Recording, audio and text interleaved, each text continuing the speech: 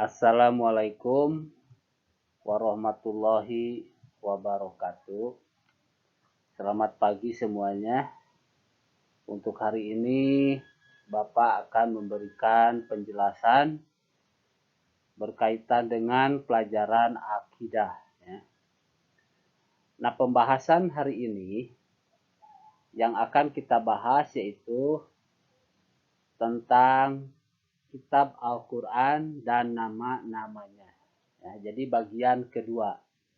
Nah, kemarin sudah kita bahas berkaitan dengan kitab Al-Quran, kepada siapa diturunkan, dan tanggal berapa Al-Quran itu diturunkan kepada Nabi Muhammad Shallallahu Alaihi Wasallam. Nah, untuk hari ini Bapak akan melanjutkan pembahasan dengan tema Al-Quran dan nama-namanya. Oke, perhatikan baik-baik, simak baik-baik sedikit penjelasan yang akan Bapak sampaikan.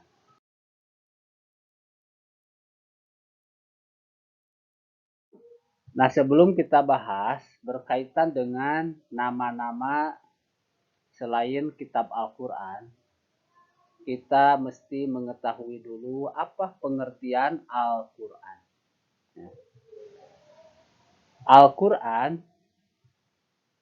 secara bahasa berasal dari kata qoro'a, yaqra'u Qur'anan, yang artinya bacaan. Sedangkan Al-Quran adalah firman Allah yang harus dibaca oleh umat manusia. Dan orang yang membaca Al-Quran akan mendapat pahala. Jadi sekali lagi, Al-Quran adalah bacaan. Jadi kalau kita punya Quran di rumah, jangan didiamin, baca. Setelah selesai sholat subuh, baca Al-Quran. Mau satu surat, mau satu juz, terserah ya. Yang penting Al-Quran kita baca dan kita memahami isi kandungan Al-Quran. Sebab bagi orang yang membaca Al-Quran, insya Allah akan mendapat pahala dari Allah Subhanahu wa Ta'ala. Nah, selain sebagai kitab suci, Al-Quran juga sebagai mukjizat bagi Nabi Muhammad Shallallahu Alaihi Wasallam. Al-Quran adalah mukjizat terbesar, kitab paling sempurna, dan menyempurnakan kitab-kitab suci sebelumnya. Nah, kemarin kan kita sudah bahas ada kitab Injil, ada kitab Zabur, ada kitab Taurat. Nah, ini adalah kitab suci Al-Quran, kitab paling sempurna dan menyempurnakan kitab-kitab suci sebelumnya. Jadi ini adalah kitab yang terakhir yang diturunkan kepada Nabi Muhammad Shallallahu Alaihi Wasallam. Nah, kitab Al-Quran menunjukkan jalan yang lurus. Nah, maksud lurus di sini apa? Bukan berarti lurus terus ya, dalam artian tidak ada belokan. Kalau kita lurus terus, tiba-tiba di depan misalkan ada benteng, ya mungkin kepala kita kejedut ya. Nah, jadi maksud menunjukkan jalan yang lurus di sini adalah memberikan pedoman petunjuk bagi manusia untuk mencapai Shiratal Mustaqim, ya, untuk mencapai ridho Allah Subhanahu wa Ta'ala, agar manusia mendapat kebahagiaan. Jadi Al-Quran ini menunjukkan jalan yang lurus dan benar agar manusia mendapat kebahagiaan di dunia dan di akhirat.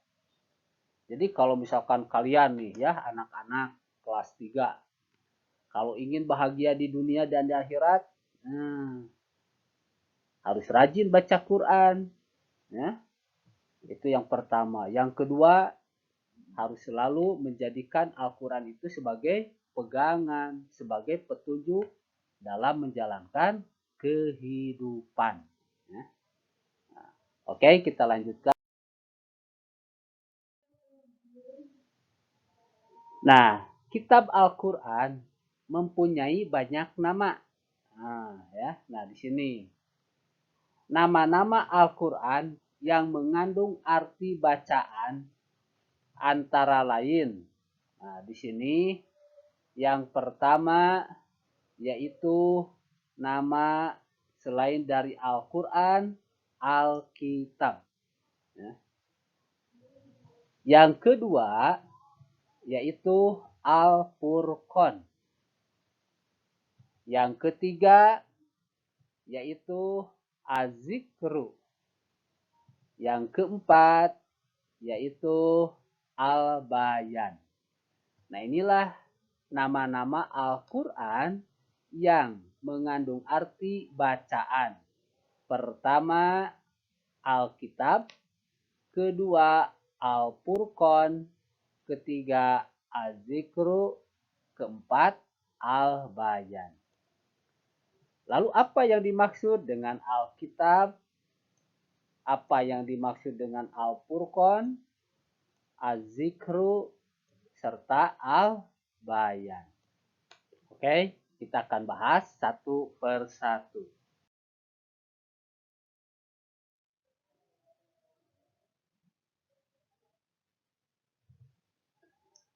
Alkitab artinya kitab Allah yang berisi kumpulan tentang wahyu Allah.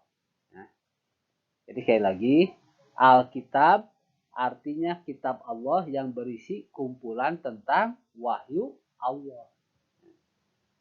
Sedangkan Al-Furqan artinya pembeda. Nah, apa maksudnya pembeda di sini? Yaitu Al-Quran berisi tentang petunjuk dan pedoman yang dapat membedakan yang benar dan salah, yang hak dan batil. Nah, jadi Al-Quran ini dikatakan sebagai Al-Furqan, ya, yang artinya pembeda. Jadi berisi tentang petunjuk pedoman yang dapat membedakan yang benar dan salah, yang hak dan batil. Ya. Nah, itu pengertian Alkitab dan Al-Furqan.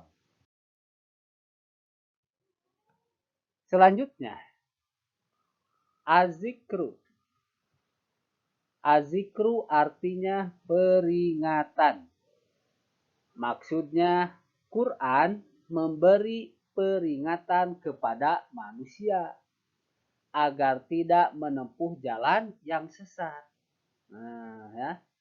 Jadi Al-Quran itu memberikan peringatan.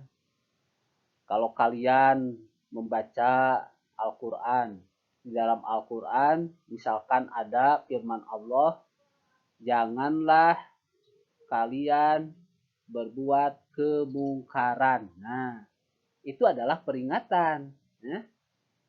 Sebab kalau dilakukan perbuatan tersebut akan ada akibatnya.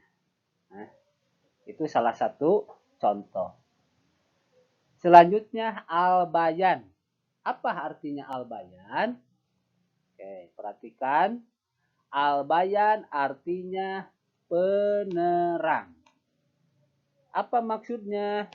Maksudnya kitab Al-Quran memberikan penerang dan petunjuk kepada manusia agar tidak tersesat dalam hidupnya. Nah, itu. Jadi Al-Quran itu ya bisa dikatakan sebagai Al-Bayan untuk memberikan penerang bagi kehidupan manusia supaya manusia tidak tersesat dalam kehidupannya.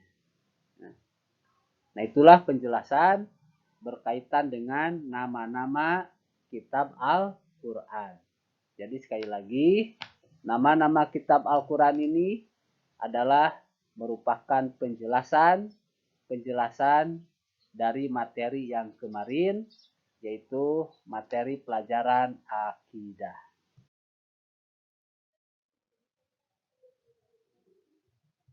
Oke, mudah-mudahan ya apa yang Bapak sampaikan materi pada hari ini semoga ada manfaatnya dan mudah-mudahan menambah wawasan pengetahuan buat kalian dan juga menambah ilmu buat kalian. Sekian dan terima kasih. Wassalamualaikum warahmatullahi wabarakatuh.